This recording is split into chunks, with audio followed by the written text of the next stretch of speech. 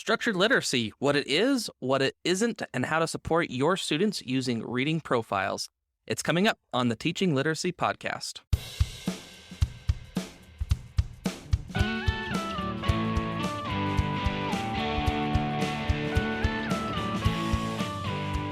Hello, and welcome to another episode of the Teaching Literacy Podcast. I am your host, Jake Downs. I am a literacy coordinator for a local school district, an adjunct instructor at Utah State University, and I have a PhD in literacy and leadership from that institution. This podcast is all about bridging literacy research into practice. I hope things are well for you in whatever your sphere of literacy is. And before we get to the episode, I want to say a big thanks to whoever has been able to leave a review on Apple or Spotify or wherever you get this podcast. That does help the show get into the ears of teachers who can use the content that we talk about on the show to support their readers.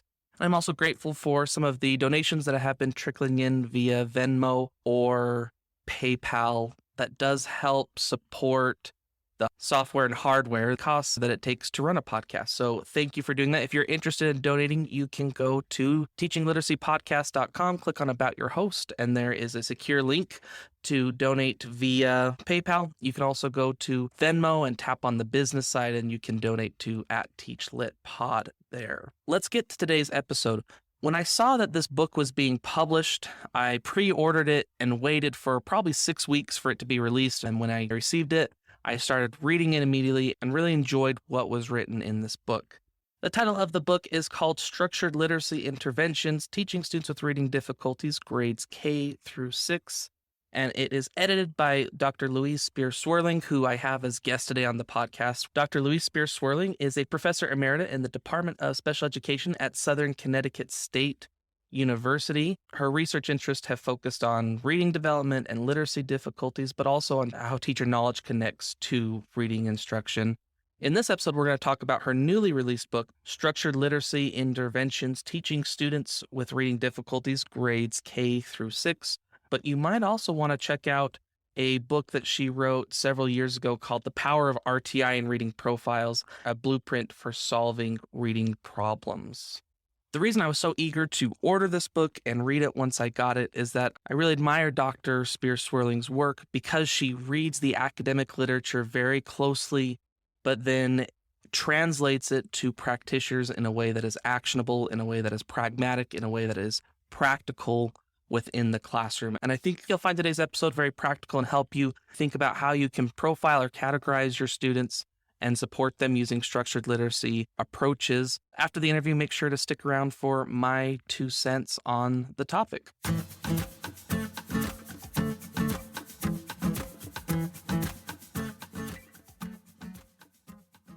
Dr. Louise Swerling, thank you for joining us on the Teaching Literacy Podcast. You're welcome. It's my pleasure to be here. I'm very excited to have you on the show today. We're talking about a new book that you edited and published through Guilford Press, and it's entitled Structured Literacy Interventions, Teaching Students with Reading Difficulties, Grades K through 6. And you've had a long research career. You've done a lot of great work. For listeners who may not be familiar with you and your background, can you share a little bit about the work that you've done, your research interests, and what you're currently up to? Sure. So I started my career many years ago as a special educator, working elementary special education type of placement. And the bulk of my career was really spent in teacher preparation. So for many years, I prepared both general education and special education teachers to teach reading using what we would now call structured literacy methods, although the term was not really used then. That's a term that's been coined more recently. And I'm now retired from my full-time faculty position. I do some part-time teaching, but most of what I'm doing now is either writing or consultation work for schools. And a lot of the work I do is either teacher professional development, which has long been a research interest of mine, teachers' knowledge base for teaching reading and what teachers need to know, and also consultations on individual children. And that's usually children who have severe or persistent reading problems and how to adjust their programs to help them. We mentioned this before when we were chatting beforehand, that one of the challenges of academia is taking that and being able to thread it and get it into the practitioner realm. And you're someone that I think has done a very good job of that, of taking different strands and weaving it together in a way that's practical and pragmatic for practitioners, which leads us to this book. This is a book that's written by the who's who of researchers in each of the different areas, but it's written for a teacher, practitioner, school district level, state level type audience, folks who are non-academics. Can you give us some background of why did you choose to write this book and the process behind curating the different chapter authors and what the vision of the book was? Sure. So I knew that from both the research that I had done and the work I was doing in schools and work with teachers, that structured literacy approaches could be really valuable for a wide range of students who struggle in reading.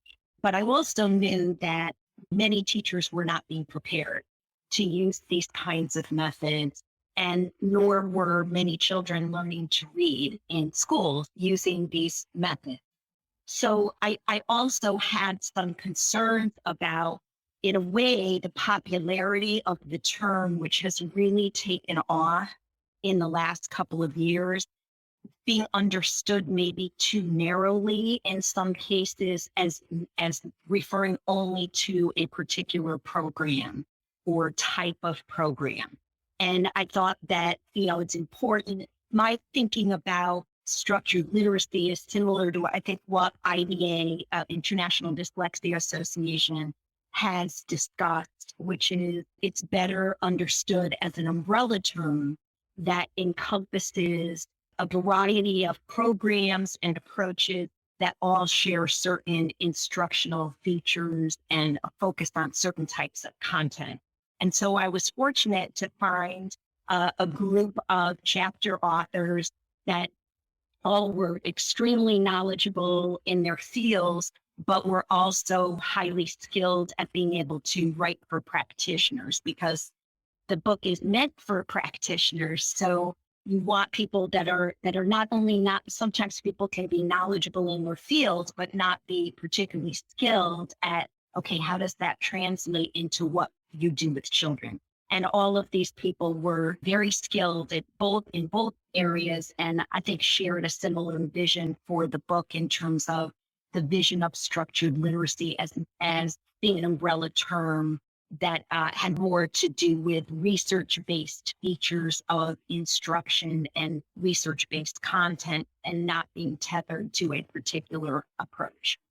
I appreciate that background on getting a group of like-minded folks together to help broaden this perception of structured literacy. And I've learned that when I'm reading something, there's two places to look: authors and references. And then that's sort of my first screening. And when I saw this book online and I looked at the contents, a lot of great, really well-respected individuals. Louise wrote a chapter, Michael Cohn, Elizabeth Stevens, Devin M. Kearns, really some strong names, and introduced me to some names I wasn't as familiar with. And so I appreciate the magnitude of the work here of trying to pull in different folks from across the field to talk about structured literacy. And we've already teased a little bit about that, but getting into the book, Sharon Vaughn in the opening, she's the editor of the book series, and she talks about how even through her, someone as knowledgeable as Sharon Vaughn reading the book came away with a clearer understanding of what structured literacy is and what its targets are. And so there's a lot of terms that we just throw around in the literacy world, and structured literacy is one of them. And the term has taken off in the last few years.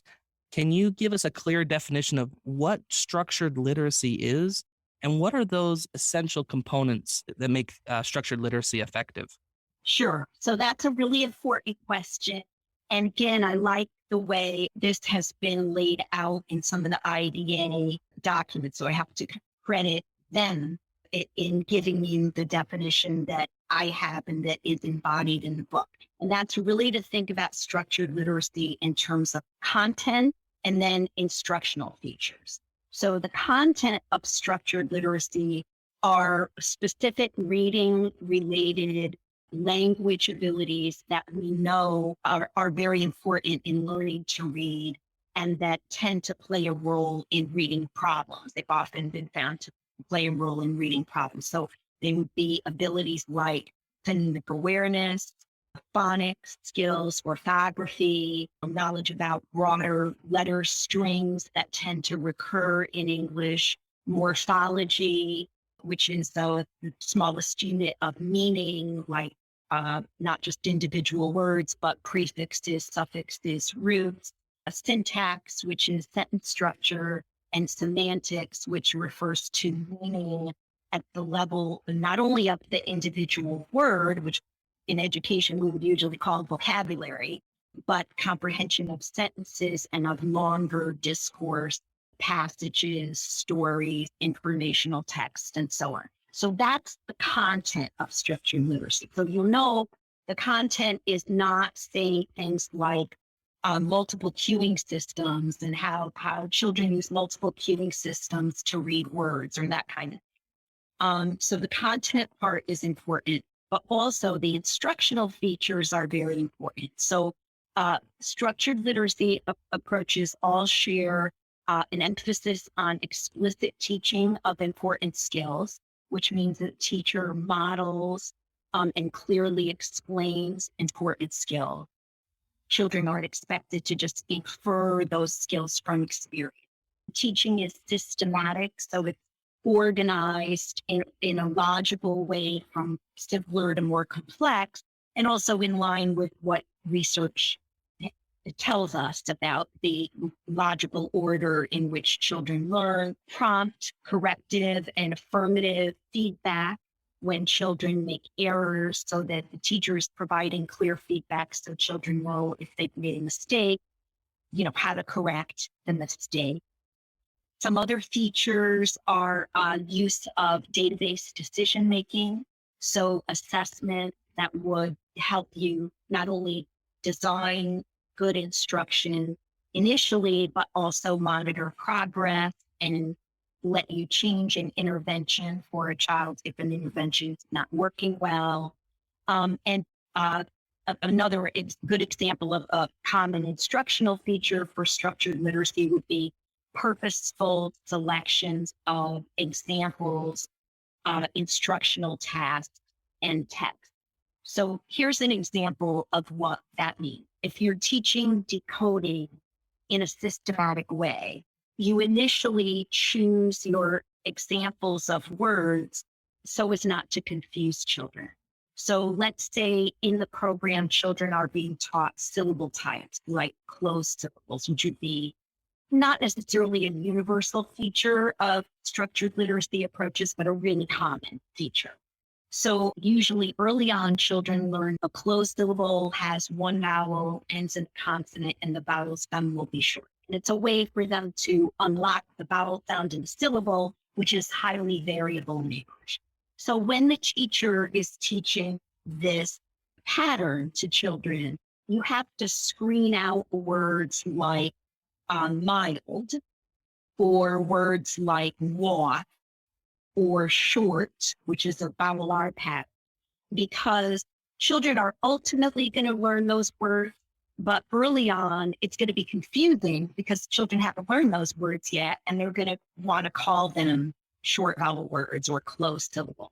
So the teaching structures the input so that children are not confused, to minimize confusion. Or Jack Fletcher and his colleagues in their book on learning disabilities, Fletcher, Lyon, Fuchs, and Barnes, say that a type of instruction, I don't believe they use the term structured literacy, but they say that type of instruction that really benefits students with learning disabilities is instructional design that minimizes the learning challenge.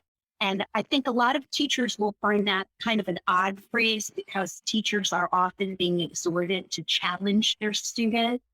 But I think of it as avoiding sort of needless challenge or needless difficulty that will be kind of counterproductive and end up confusing children instead of enabling them to learn in an efficient way. And efficiency really matters when children are behind and you have to accelerate progress for them. So there's other features that I could talk about, but I think those are some of the key ones that you would find in a structured literacy approach. I appreciate the division between content of what's going to be taught and the features of how we're going to teach it. Because as I've delved into your book, it's all made a lot of sense to me that I felt the content was very clear, specific things. It's not just let's spray our kids with text and hope something sticks. It's a structure for literacy. Do we know what the students need? And do we have a plan of how we're going to meet that need is perhaps a very broad way of overgeneralizing it. But then with the features of how do we teach it efficiently? And I think every educator and researcher believes in challenge, like you mentioned, but it's the needless challenge, the red herrings, the confounding variables that I think is we want to try and minimize so we can help students learn literacy efficiently. We could have a whole episode just on talking research that supports structured literacy practices, but do you have any brief studies or an overview of how research has supported this collection of practices?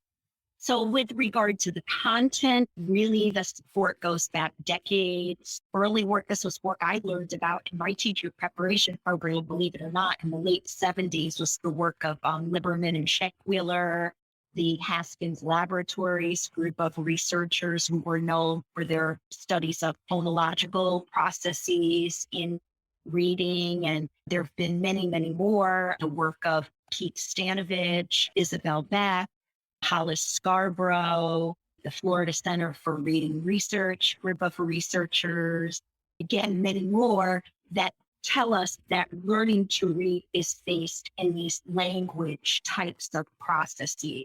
And when children falter, it's typically because of the difficulty in one or more of the kinds of areas that I mentioned. Again, I'm not giving an exhaustive list, but we're looking in the domain of language and not in things like word configuration cues, word shapes, or which are not useful for learning to read in English. Word shape is mostly not relevant unless you're just learning the first, 6 words in your reading vocabulary. All of the research that I just mentioned is highly relevant to content.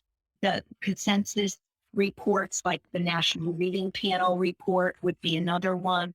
For instructional features, I think of, for example, the work of Archer and Hughes, the book they wrote on explicit instruction, which is wonderful and summarizes a lot of research supporting effective and teaching and explicit teaching, but also some of the IES practice guides, which are also excellent in I recommend highly to your listeners. If they're not familiar with them, you can find them just by Googling IES practice guides, and they're written specifically for practitioners, and they boil down key research findings in different areas. So, for example, 4-Minute Owl, which is the IES practice guide for beginning reading, and Gersten et al. Has one for, I believe it's for reading intervention, RTI type intervention in the early grades would be another one. The Meadows Center at UT Austin has a lot of research also on the value of explicit teaching and what kinds of features make teaching effective. So those would be just a few of the sources that kind of pop to mind. Yeah, if folks are interested in listening, I interviewed Dan Reynolds a couple episodes back about the adolescent IES literacy guide and some kind of updates in the research since that was released 15 years ago or so. I hope listeners can understand why there was a need for this book. Structured literacy isn't an inch wide. It's a wide breadth of things, from phonology to syntax and semantics and everything in between. Perhaps to make it a little bit more concrete, can you provide our listeners with a quick compare and contrast of what a non-structured literacy practice versus a structured literacy practice to help make it a little bit more applicable? Sure. Earlier, I mentioned multiple cueing systems models, which are a good example of kind of non-SL kind of instruction. And those have been very influential in Tier 1 instruction. So one of the basic theory behind multiple cueing systems models, which we have known for a long time, are not an accurate understanding of how children learn to read, but they proposed that children don't really look carefully at all the letters and words, that they use partial letter cues and context in order to read a word. So the instructional practices would often use things like predictable text. The one my children learned to read with early on, or that they got in their reading classes as kindergartners and first graders, was a book called Mrs. Wishy-Washy. And it was a book about a farm woman washing on the farm. So there would be a picture of Mrs. Wishy-Washy with a big wash tub and washing a cow in the tub. And the text would say, "In went the cow, wishy-washy, wishy-washy." Then you turn the page and it's a picture of her washing a pig. "In went the pig, wishy-washy, wishy-washy." And so it's repeated for multiple animals. So what happens with that type of text is that children memorize the text from hearing it over and over, and then they look at the picture to guess the word.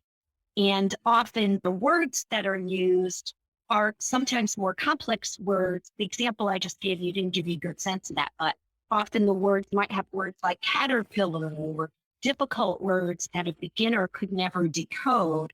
But if you have a picture of a caterpillar, the student can get based on the picture. So that's not what you would do in structured literacy. In structured literacy, you would be using text early on that heavily sample the word patterns children have been taught. And there could be nice pictures, but the pictures don't enable guessing. And the text is not written in a way to encourage guessing based on pictures. There's differences even in things like assessment practice. So in a structured literacy approach, if you're doing an informal assessment of a child's oral reading, usually every error a child makes counts, with only a small number of exceptions. So one exception would be if a child has an articulation problem and they read rabbit for rabbit, but you know they mean a little furry animal with the big ears, that doesn't count as an error. But so-called contextually appropriate errors, like for the and this for that, in a structured literacy approach, those would count, because we want the child to be reading the actual print on the page, not just sampling words and guessing based on context. In non-SL approaches, very common that those kinds of errors would be ignored. And then you can get really a false picture of how children are doing. And it's often problematic as children advance and have to read more difficult types of books. You mentioned the 3 cueing system, and I consider myself fortunate that I never, that wasn't something in my teacher education program. That wasn't something that the school district I was hired to work for, none of our curriculum used that. And I was about 2/3 of the way through my doc program, and I started hearing about this. It was, a few years ago, when it was right when RRQ was doing their special double issue, and there just was a lot of stuff going on in the reading world. Right. And I started hearing about this thing called the 3 cueing system. Like, what on earth? Yes. What on earth is that? And I went to go follow up on it and learn more. And it just seems so bizarre to me that we wouldn't teach kids how to process the print directly, Right. rather than just guessing for meaning. So I appreciate that compare and contrast, because there are a lot of places that the 3 cueing system and other related practices are very heavily used, and perhaps there might be a more structured way to approach reading with it. So I appreciate that background and context. Your first chapter to introduce the book, you provide some background on reading profiles. And that becomes sort of a structure, a thread that I see carried throughout the book. And very early on in my doc program, I came across some of your work, and I found the work on reading profiles to be something very pragmatic, something that I could take and make decisions off of in the classroom the very next day. Can you provide an overview and some background on reading profiles, and perhaps comparing and contrasting them a little bit as well? Sure. So many of your listeners might be familiar with the simple view of reading, and the 3 profiles really flow out of the simple view of reading. So the simple view of reading says that to have good reading comprehension, a student has to have 2 broad types of ability. They have to be able to decode the printed word, and they have to have the language comprehension to understand what they've decoded. And so if you think about the two broad abilities, then a student who is a good reader will be good in both. It's non-negotiable that, if you're going to be a good reader, you have to have good skills in both of those areas. But a poor reader can have poor decoding coupled with good language comprehension, average or better, or they could have the opposite profile. They could have at solidly average or better decoding, but language comprehension weaknesses, like say a weak vocabulary, that will then impact their ability to comprehend. Or they could have a mixed type of profile, which means that they have weaknesses in both areas. So with the last type of student, what you might see is that the student has reading comprehension difficulties. Even when you give them text, they can decode, even when they're reading at their instructional level, because maybe they don't know the meanings of certain words, or they don't have background knowledge to understand what they're reading, or that kind of. Or you might see with a child who has a mixed profile, the student has decoding problems, but also in oral discussion, the teacher will notice language weaknesses, like weaknesses in vocabulary or background knowledge, and so on. So it's three common profiles, and the profiles really apply. One of the reasons I think profiles are so useful is that they apply to a pretty broad grade range, really first grade through high school, but they also fit children with and without disability. So a lot of disabilities that affect learning to read, such as dyslexia, autism spectrum disorders, language disabilities, can be understood in relation to the three profiles, but so can reading problems that are more experiential. Let's say a student has difficulty reading because they just haven't been exposed to certain vocabulary, or they're an English learner, so they don't have certain types of academic language in English, that sort of thing. So it's very, in my opinion, that's one of the things that makes them so useful, is their application to a lot of different types of students. I would echo that the application part is what makes it really powerful. Sometimes a hindrance to having something reach the classroom is that it isn't practical enough. But as a classroom teacher, I can, 3 is a number I can handle. I can look at my students and think, okay, which students need more support in decoding but are strong in comprehension? Who's strong in decoding but needs to comprehension? And then who needs both? And then perhaps who's really excelling at both as well? And a way to help, just making 3 simple groups like that is a practical mental model of thinking that I think really helps a teacher design instruction in a way that is being cognitively efficient based on those different profiles within a classroom. Do you have anything to add about why using profiles might be beneficial, or any particular stories or anecdotes that you've seen with it? I think it's a really helpful starting point. So it's not that other kinds of data wouldn't be important too. Like you could do an evaluation on a student and see that the student difficulties, say, are concentrated in the domain of comprehension. But word reading is good, is solidly, grade appropriate.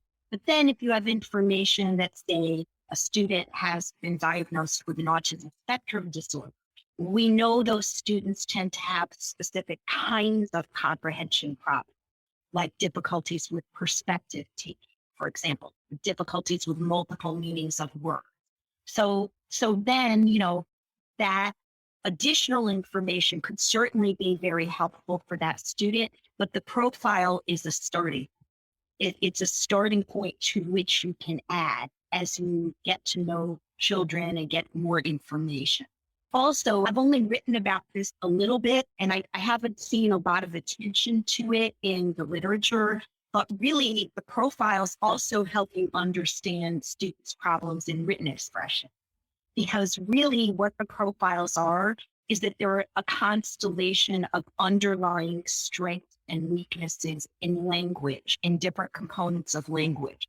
And those patterns play out in predictable ways in children's writing. So if a student has a specific word recognition problem, the first profile, where the difficulties are concentrated in decoding, very often those students will have difficulties with the knowledge. And then that will impact spelling in the area of written expression. Or conversely, if you have a student that has a specific comprehension difficulty, usually in writing, their foundational writing skills might be strong, but whatever the underlying source of the comprehension weakness is tends to impact writing too. So if a student has weaknesses in vocabulary, then that's going to impact their word choice in writing. If they have syntactic weaknesses, trouble understanding complex sentence structures, well, you're going to see that in their writing also. So I think it's very useful in that way as well. That's got my brain thinking. I appreciate that connection to writing because they are so closely intertwined. And I would chip in with the simple view of reading. It's important to remember that that is a very broad level and it filters down from there. But at a broad level, that does account for our students' strengths and patterns of weaknesses that we can support. You also talk about the mixed reading difficulties profile specifically for students who struggle in both the decoding side and the language comprehension side. It's a bit extra challenging. It's always challenging, but if a student has a strength in one side and a weakness in the other, it's a little bit easier nut to crack. It's more straightforward. But for students who struggle in both the decoding side and the language comprehension side, it's extra challenging. And so you advocate for multi-component interventions for these students. Can you elaborate on what a multi-component intervention is and why it might be beneficial for these students? Sure. So if a student has a mixed profile, and let me use a specific example. Let's say we have a student who has severe decoding problems, but testing also reveals weaknesses in vocabulary knowledge, then you know that once you successfully build decoding to a certain point, the vocabulary weaknesses, if they're not addressed in intervention, they will affect comprehension too. So if those difficulties are addressed early as part of intervention, then you have a better chance of long-term success. And you might put a different emphasis, like if a student has severe decoding weaknesses, they can barely read, and vocabulary weaknesses are kind of mild, well, it makes sense in the intervention to put somewhat more emphasis, certainly on decoding, to build that. But I would argue you should still think about developing vocabulary, maybe through things like read alouds, in order to ultimately enable the student to have more long-term success in reading. So in that case, you're trying to do two things, right? You're trying to support both sides of the simple view of reading. So planning becomes really critical at that stage because time is always of the essence. And for some of our kids, we need to make sure, or for the kids we're providing interventions for, we want to make sure we're being very intentional with how we spend that time in order to make sure we're providing them the type of support that they really need to progress. So as a teacher or as a literacy coach or someone is planning a multi-component intervention, what sort of things should that person consider that would help maximize its success? So I would say you want to start with good assessment in each of these areas, in the area of reading the words, which would include multiple things like phonemic awareness and decoding regular words and white word knowledge and that kind of thing. And also a similar good assessment area of comprehension. And this could include not only formal evaluation data, but data that might already exist as part of progress monitoring, classroom observation, and things like that, especially in the area of comprehension. Some of these things are often going to be evaluated more informally, I think, at least initially, unless we have a student who really ends up going for comprehensive evaluation for special education or something like that. So that would be an important way to begin. And then in designing the intervention, I would think about what are the students' needs, because most students won't have a need in everything. and what do they need the most next at this particular point in their development. So, for instance, in decoding, we might have a student whose accuracy is poor and who's also not very automatic. But usually you want to initially focus on building accuracy. And then automaticity, you shift more to that a little bit later as the student has built some accuracy of decoding. So you think about what are the students' needs and what are the most pressing needs to address first, and then use progress monitoring to, you'd have an expectation that if intervention is successful, the students' needs are going to shift somewhat over time. Another thing I would think about doing, and I alluded to this earlier, is prioritize or allocate time based on the severity of need in decoding versus comprehension. So the example I gave before was, if decoding is really low and a student can barely read, it obviously makes sense to put more emphasis on that to start with. So you would allocate more time to that area, but that doesn't, can't still do a 10-minute read aloud at the end of a session and explicitly teach important vocabulary and things like that. But it's not going to be the main emphasis in time allocation. And then I would say, finally, one thing that's important is to try to find ways instructionally to integrate instruction. And this is helpful probably for a lot of children, but I think particularly when, as you suggested, it's a lot of needs, right, that have to be addressed. So as a practical matter, it helps to find activities that will integrate instruction. So some examples of ways that you can integrate instruction would be to use writing activities to help develop reading. So writing activities help focus children's attention on the print.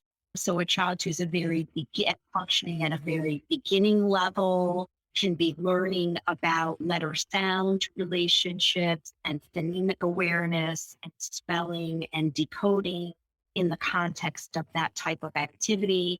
For a child who's more advanced in reading but still needs intervention, writing summaries about something that they've read could help to develop both comprehension and writing skills. An activity that I used to use with my own teacher candidates when I was working full time, I taught a couple of courses where the first half of the semester I would spend teaching content. And then the second half of the semester, the students would go into a local public school to tutor children. And I would accompany them and supervise them while they were doing the tutoring. So, and these were mostly all children in first and second grade, so functioning at early levels. So for reading and spelling phonetically irregular words, we would do a multisensory tracing type of activity where the child learns to repeatedly trace the word, say the letter names, and then say the whole word, and then turn the paper over and write the words from memory. And I actually did gather data on, and it did promote children's retention of both the word in reading, but also being able to spell it. So finding, instructionally efficient ways to work on more than one thing at once. Another good example of that, I think, is when you teach children morphology. Morphology is really useful for decoding, but also for spelling and also for vocabulary. So if children are learning that, TELE is pronounced tele, like in television, telegram, teleport, telemarketing, and it's always spelled TELE, it's never going to be TELI, and it means from a distance, then especially in the context of word families that share this similar prefix or root, they can improve their vocabulary, their spelling, their decoding. So I think those kinds of activities become especially important with these children because they do have so many different needs.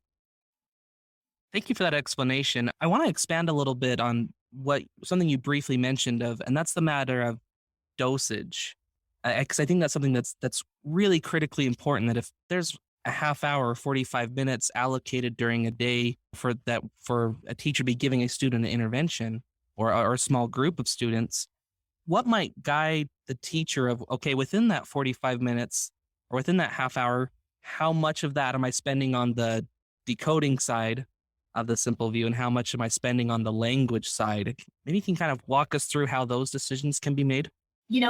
That's a really good question. And it's a question I've gotten pretty often from schools because it's exactly the kind of thing you worry about when you're implementing stuff, right? I don't know of a good empirical basis for saying, X number of minutes is better than Y number of.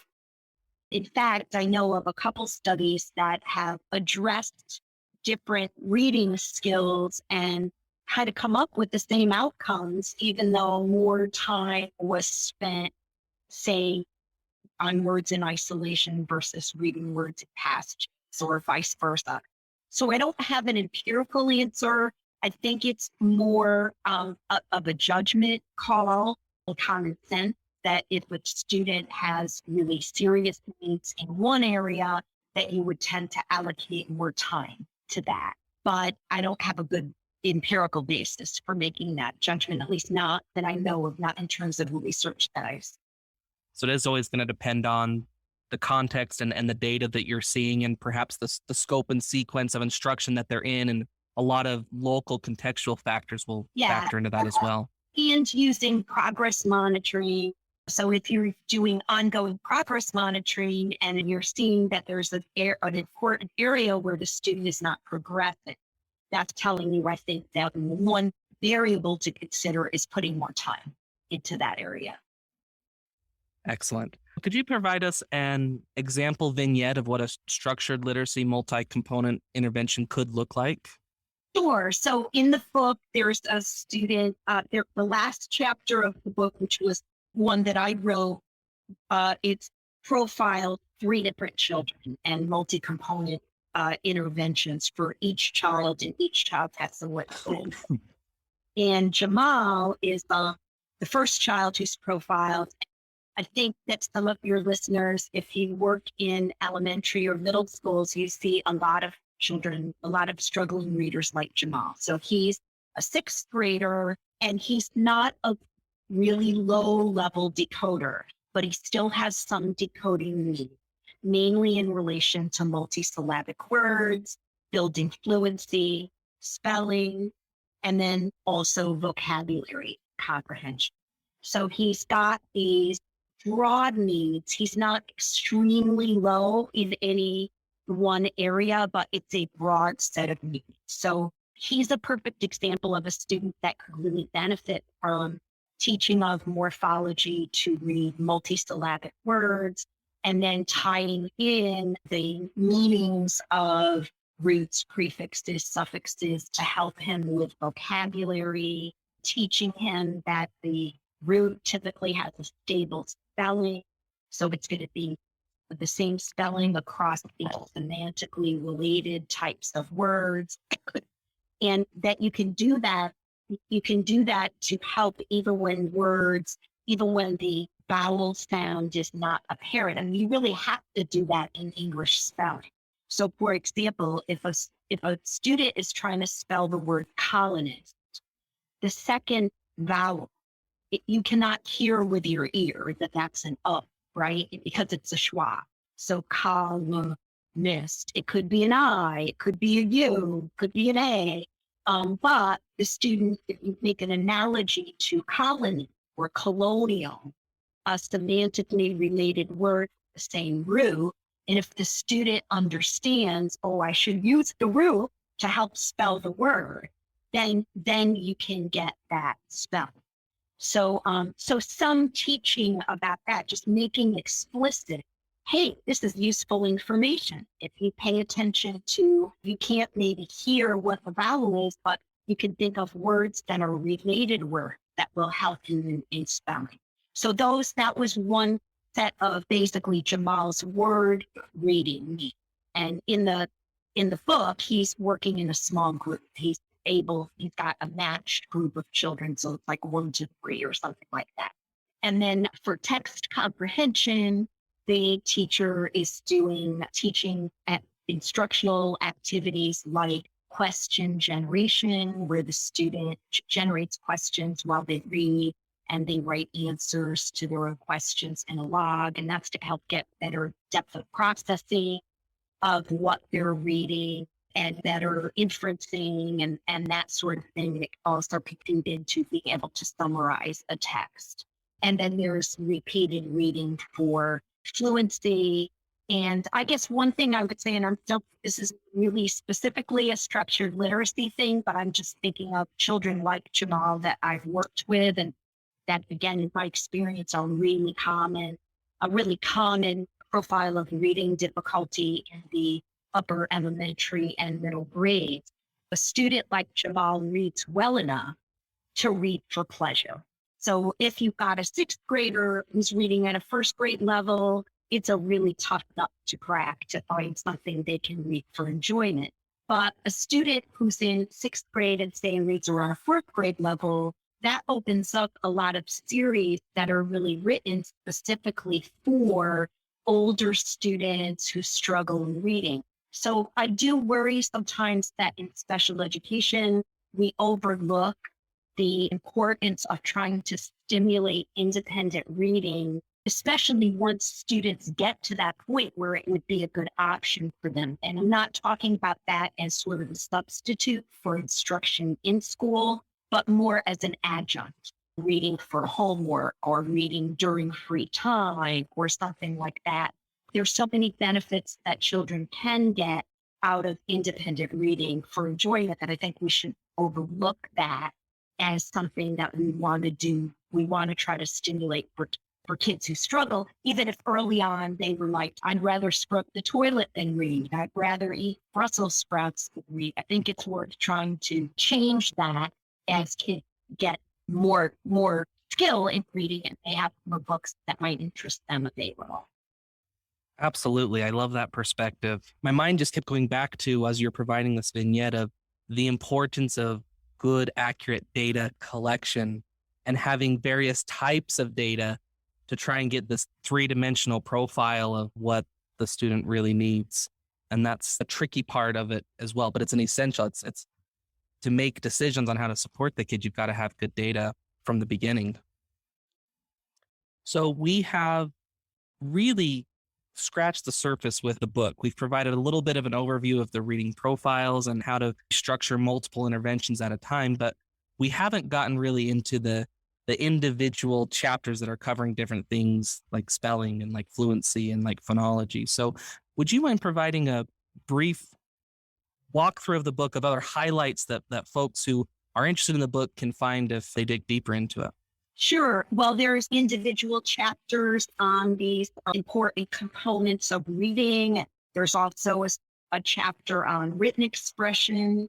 There's a chapter on oral language comprehension, including syntax and narrative language, and all understood within the framework of structured literacy and how would you teach children with weaknesses in these areas using a structured literacy approach. I guess one thing I'd like to highlight about the book, and this I really owe to Sharon Vaughn, who, as you mentioned, is the series editor and suggested using a template for the individual chapters. So at her suggestion, I devised a template I thought would be useful. And the thing about edited books is the chapters often have a lot of variability. So there'll be a really good chapter and then a not so good chapter. But I thought all of these authors probably would have produced great chapters anyway.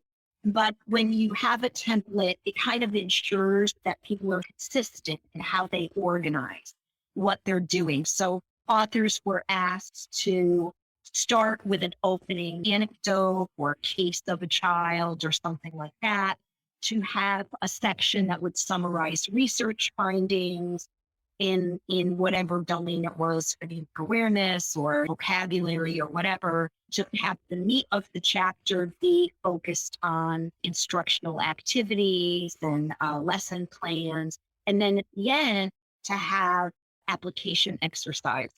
So the application exercises give the reader, say, For my opening chapter, you get one of them is a description of a student. And then the reader has to decide which pattern of reading difficulty, what profile, or it might be a description of a student's difficulty. And the reader has to decide what would be an example of a good vocabulary instructional activity or a good reading comprehension activity or that sort of thing. So I think that was very useful. I think it's having that structure, that initial template helped to the chapter authors just really did a great job with it. They really did exactly what I was hoping they would do. And I think that also helps to make the book very useful for practitioners. Absolutely. I'm a Kinch person, so macro structures matter. So I think it does communicate very well to practitioners, and I think that consistent structure throughout is part of it. And I will add that there's additional resources sprinkled throughout the book. Here's a table that has different programs that fall within this category, or here's a website that has more. And that's been something I've really appreciated about this is not only is it giving me the practical nuts and bolts, this is what it looks like, but okay, here's resources that you can use to help it make it happen in your sphere. So it's a really good, very practical text for practitioners. Once again, the name of the book is Structured Literacy Interventions, Teaching Students with Reading Difficulties, Grades K through 6. And it's available, through Guilford Press, wherever books are sold. Are there other books or resources and materials from you that folks who are interested in learning more might be able to be connected with? From me, probably the most relevant source other than published articles would be a previous book that I did that was published by Brooks called The Power of RTI and Reading Profile, a blueprint for solving reading problems. So that introduces the profiles idea and has a lot of case examples. Excellent. So I'm sure that'd be a good companion text to this one as well, thinking about RTI. So wonderful. Well, Dr. Louise Swerling, thank you for joining us on the Teaching Literacy podcast.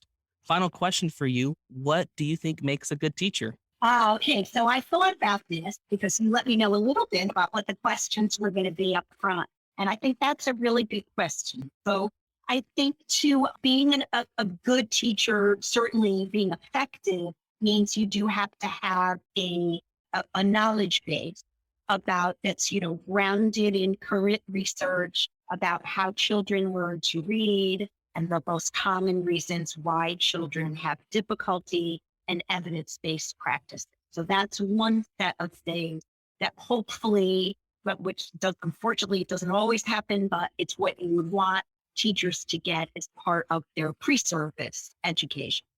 Another really important piece is to be able to teach explicitly and to teach, consistent with the effective features that are part of structured literacy and that are supported by research. And one of the things I found in many years of training teacher candidates is that some people, like anything else, I guess, some people have more of a head for this than others. Some people are more naturals at being able to explain things in a way that's clear, not too wordy, to the point. But also, of course, like a lot of other things, I think that's a skill set that can be trained, that can be improved. But people have to work with kids, it needs direct interaction with children. I think also the ability to relate well to students is really important for any teacher. And it's probably even more important if you work with kids who struggle. So one student that I had always stuck in my mind, this was a teacher candidate that in the university class, she was a good, solid student, maybe like a B student. She didn't have any significant academic problems, but she didn't really stand out. When she went into the field work, she really stood out. Because one of the things she would do is, and again, these were like young children, first and second grade, when her child got something, even if it was kind of like the smallest achievement, the teacher's whole face would light up. She would express such pleasure at the child's, learning. And you could see the child really respond to that. And it might be different things, a little bit different ways you would interact with children, depending on whether they're older or they're younger. But I think that ability to kind of have a rapport with children and be able to, build a relationship with them is really important to be an effective teacher. And then I guess the last thing would be sort of a disposition toward continuous improvement, lifelong learning, because like any other, area of expertise, it's built over a period of time and people don't learn it in pre-service or even, your learning's not going to be done when you get your master's. And that's actually one of the things I love about teaching is that you can always continue to learn, grow, improve. And I think that's an important mindset for somebody who's an effective teacher. Wonderful. Dr. Louise Spear-Swerling, thank you for joining us on the Teaching Literacy Podcast. My pleasure. Thank you so much for the opportunity to talk to you.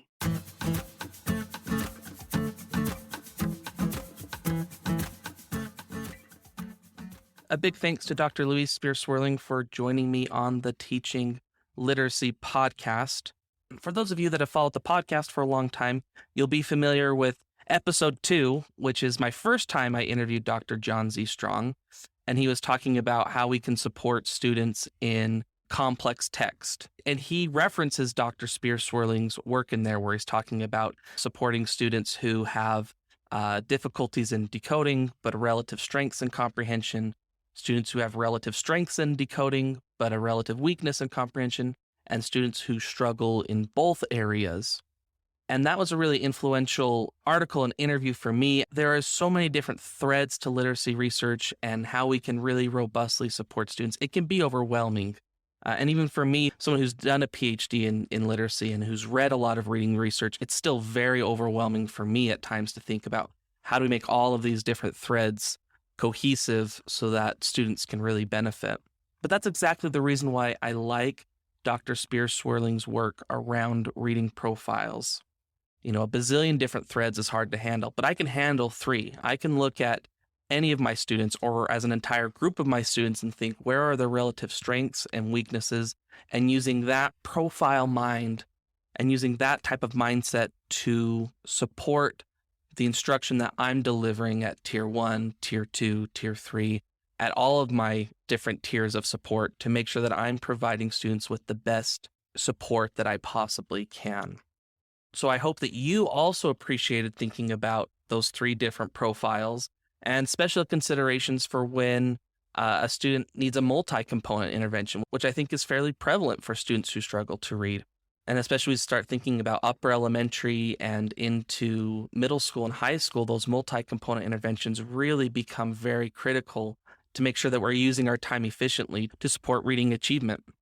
The other reason I really appreciated this book and was so grateful that Dr. Louise Spear-Swerling would join us on the show was specifically to talk about structured literacy. As she said, the structured literacy is a term that's really taken off in the last few years.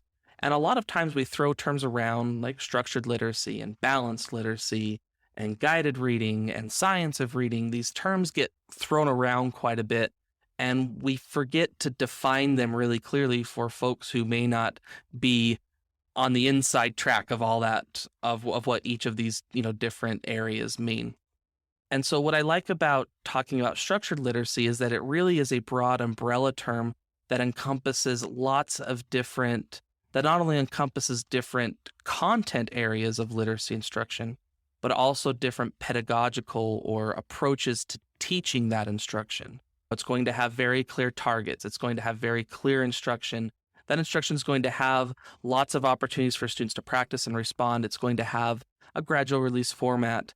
And so thinking about it as both sides of that coin, I found was really beneficial and added to my knowledge of thinking about it's not just the content of what we're teaching our students and the perspective of why it matters that those are the things we're teaching, but also the how of how do we make sure that we are teaching our students in an efficient way, a way that is working with their brains and working with time rather than against it. That's why I'm a big fan of thinking about structured literacy and gradual release and explicit instruction, is simply because time is one of our most valuable resources within the classroom. We can't get more time. There's 180 school days in a year. There's only so many grades of elementary school. And so for us to be able to use the time that we have more efficiently matters so much with making sure that our students can become successful readers. And with that, we will wrap up this episode. I hope that you had some great takeaways from this episode as well. If you appreciated this episode, please share the episode with a colleague. You can, of course, pick up the book Structured Literacy Interventions from Guilford Press. Thanks so much for joining me. And until next time, let's go and teach reading just a little bit better.